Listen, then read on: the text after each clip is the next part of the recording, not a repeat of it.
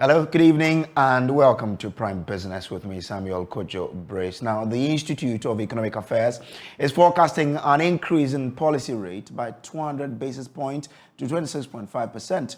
The governor of the Bank of Ghana will announce development in the Ghanaian economy on Monday, November 28, 2022. According to the Institute, the significant gap between inflation and the policy rate has compelled banks to access central bank funds at cheaper rate and on lend to the government at higher rate, which is impacting negatively on the economy. The expected increase in the policy rate will further increase the cost of lending and consequently cost of doing business. Now, the Deputy Finance Minister, Dr. John Kumah, has clarified that government is yet to reach a decision on its debt operations announced in the 2023 budget. Speaking on PM Express Business Edition, Dr. Kumah explained that before government would roll out the program, an agreement would first have to be reached between both domestic and international investors to discuss the terms of operation. Explaining what the debt exchange program was all about. It was not speaking in specific to what is going to be done. So I just want to put that clarity out that no decisions have been made. Government is committed to an orderly and amicable process to engage all the parties. You can't announce any percentage when you have not even engaged the parties. But in order to let people understand what the debt exchange program was about, we went into examples, and that is creating a different impression now. Interesting. So as we speak right now, no agreement has been reached. Government hasn't put anything on the table in terms of how those debts restructuring could be done. That could result in some haircuts and all the rest. No conclusions, no agreements. But government has announced the program that it will launch it very soon. So that is what we are waiting for. Interesting. I just want to take opportunity to clarify. So for those who were worried that I had some bumpy person with the banks, I'm going to get some haircuts and all the rest, that is still early days yet? Something's going to happen? Because I remember people said that we are not going to the fund for a program, and there was a program. I mean, there are some people who, anytime government speaks, they still want to hold that with a pinch of salt. Now you're clarifying to us that there hasn't been any conclusion on this. Can I hold you by your word, Honorable? In fact, that is the situation, and government is going to launch it. The government only announced a program called the Debt Exchange Program. And let's stick to what the budget has announced. In the right time, the ministry and all the stakeholders, and even with the fund, do the announcement on how it is going to go. Of course, you should remember that we have domestic and external partners that we have to fully engage. It is the outcome of that engagement that will result in specifics. We are not there yet. Now, reacting to this development, financial analyst Christian Techijan said the decision by government is unfortunate.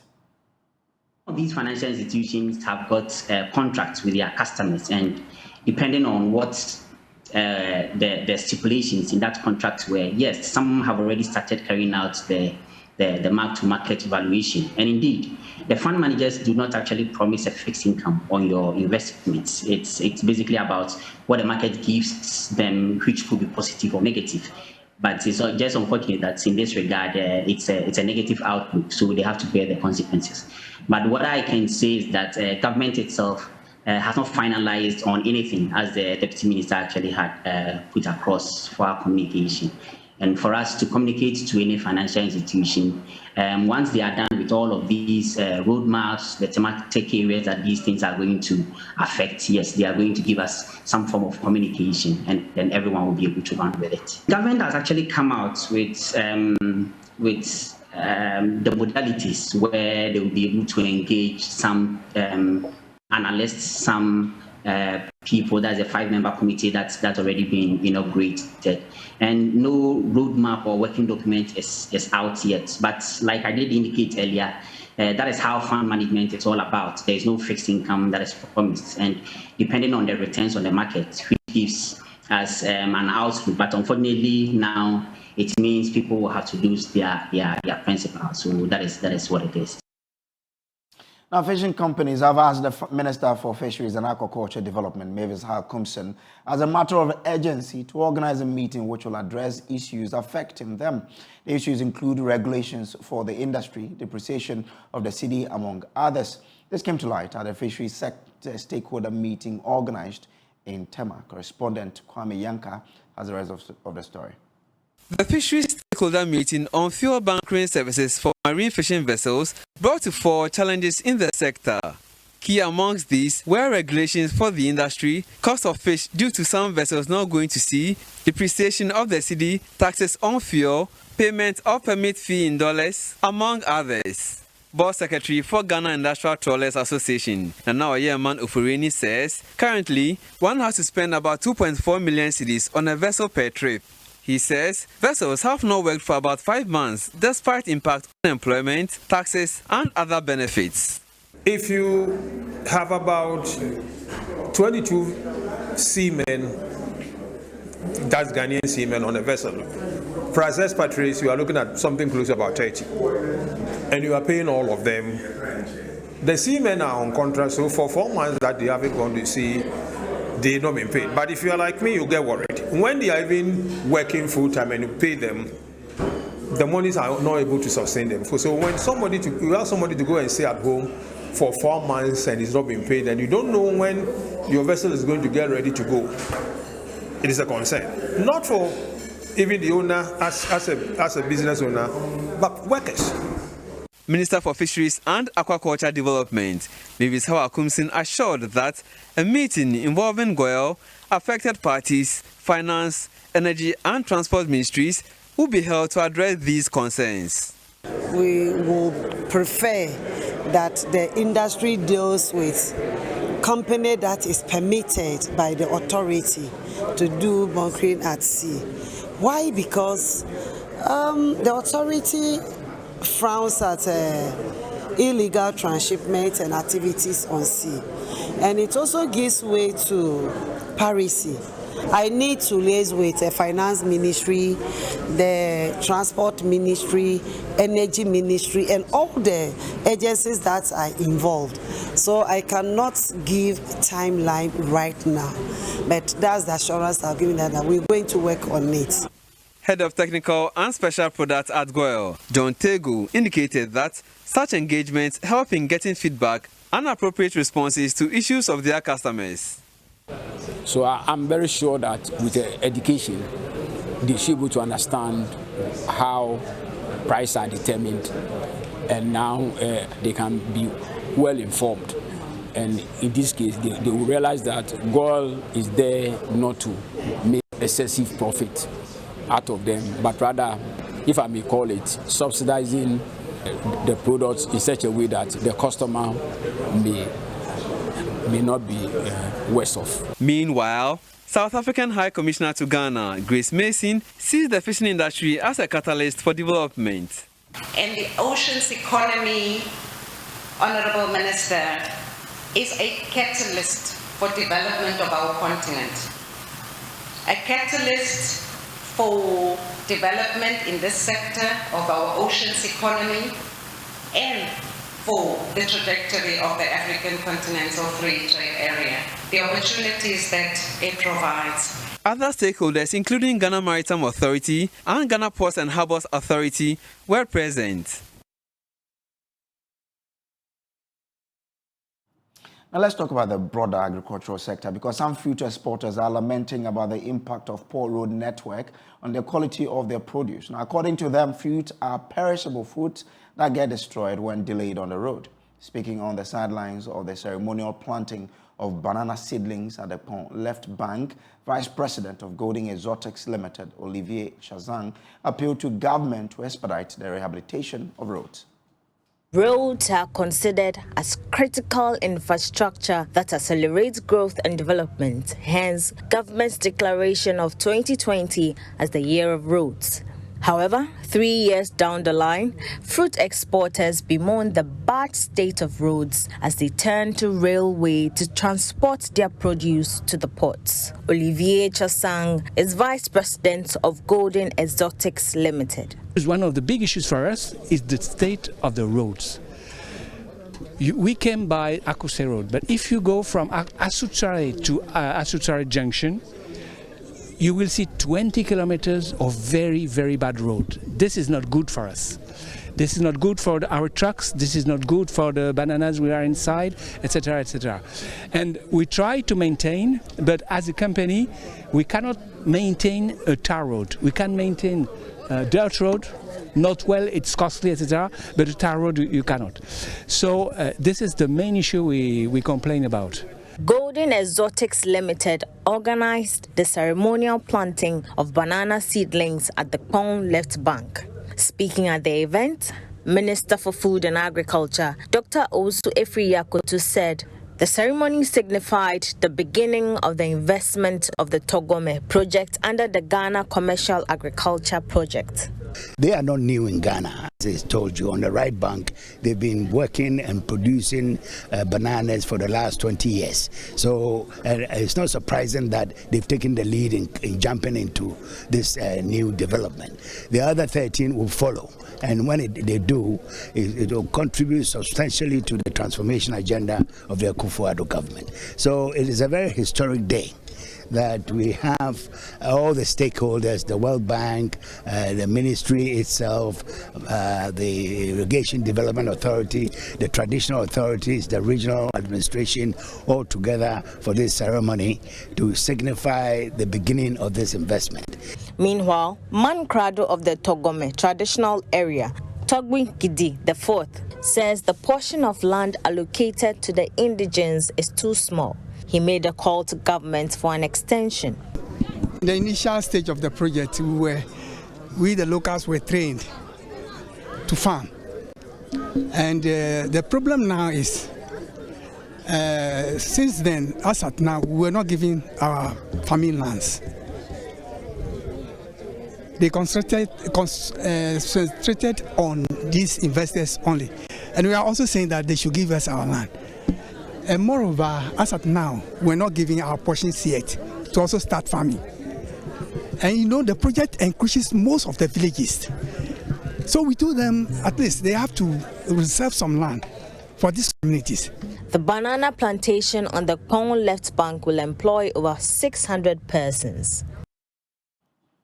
Now, poor safety culture in any organization can undermine the bottom line and sustainability of the organization. This is according to Chief Executive of Water River Authority, Emmanuel Dakwa. He believes organizations are obliged to create a safe working environment as accidents, injuries, and fatalities in such places have elements of unsafe behavior.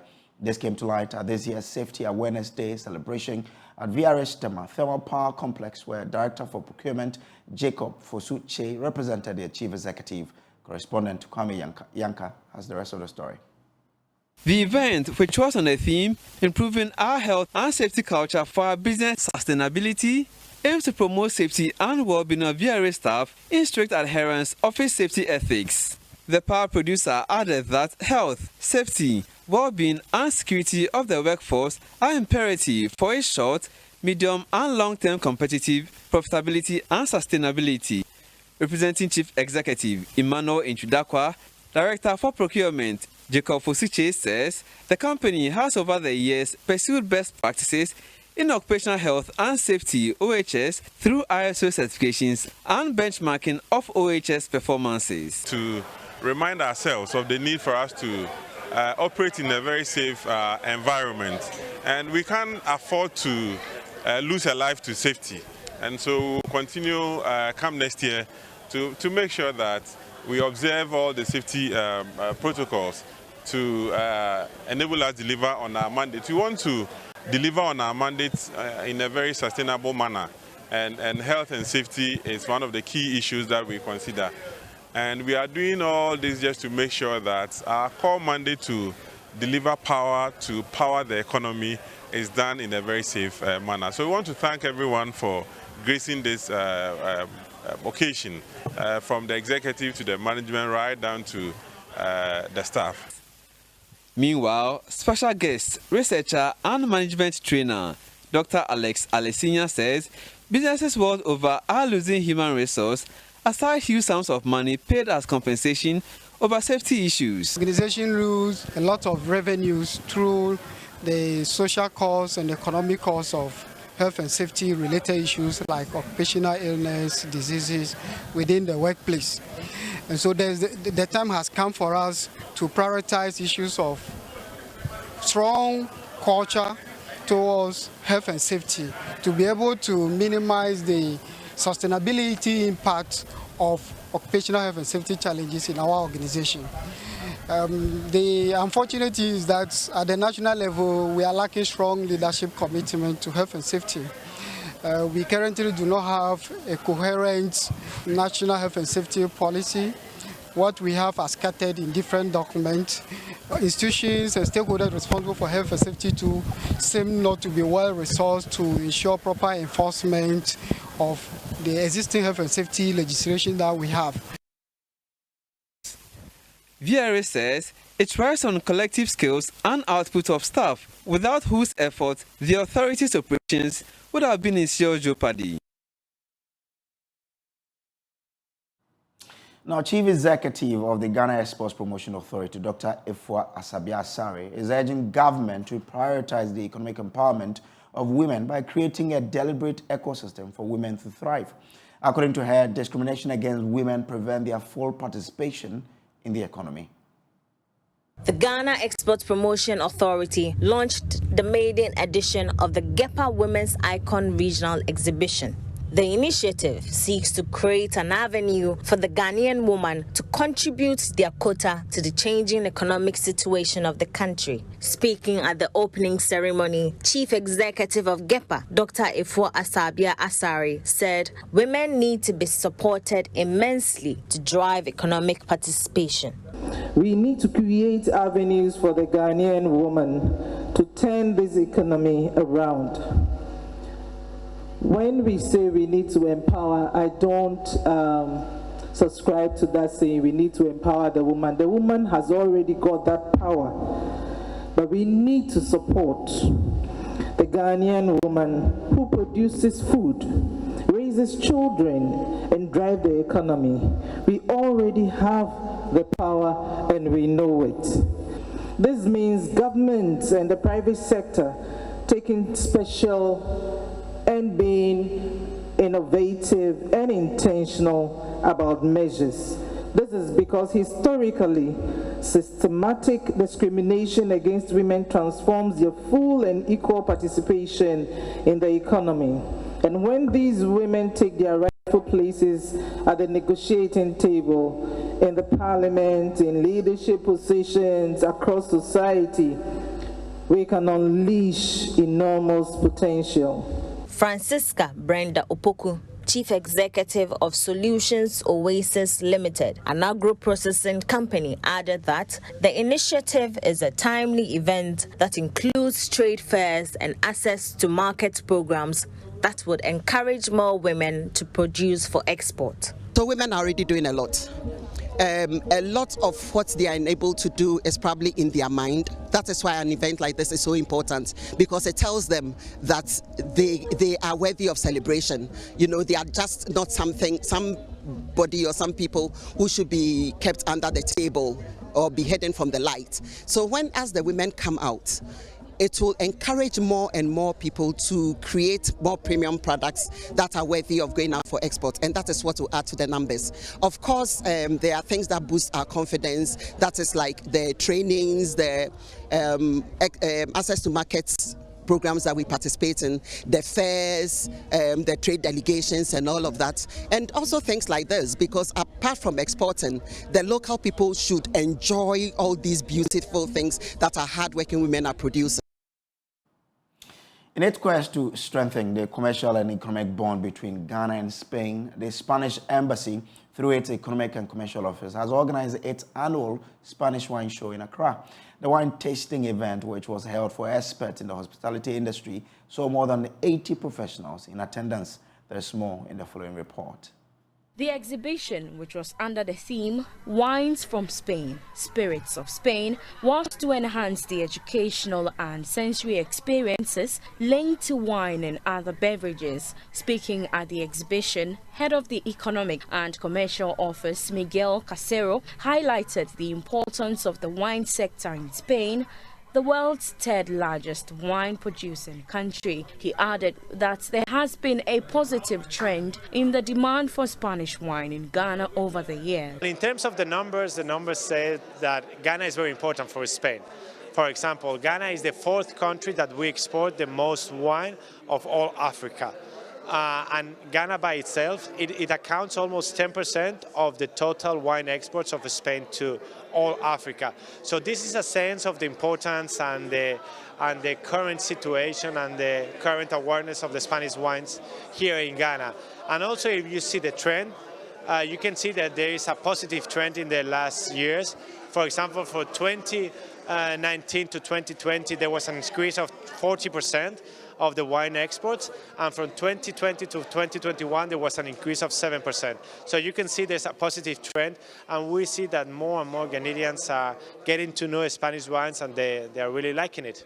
Some patrons who spoke to Joy Business extolled the virtues of Spanish wines and described them as among the best in the world. For the Somos, that's the Chardonnay. It's nice, my favorite. It's tropical, and you can feel this kind of it's quality, you know.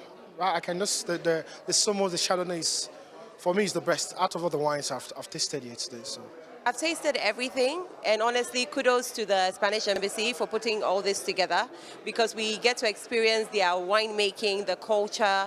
They went through everything with us. They explained the different types of wines, and I have personal favorites already, and I'm planning to actually buy for my place.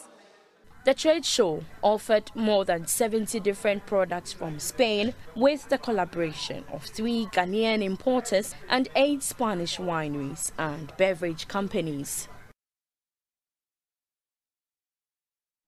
And I may have to go and try this Somos to understand how it is. But yeah, that's how we wrap up today's bulletin, the Prime Business.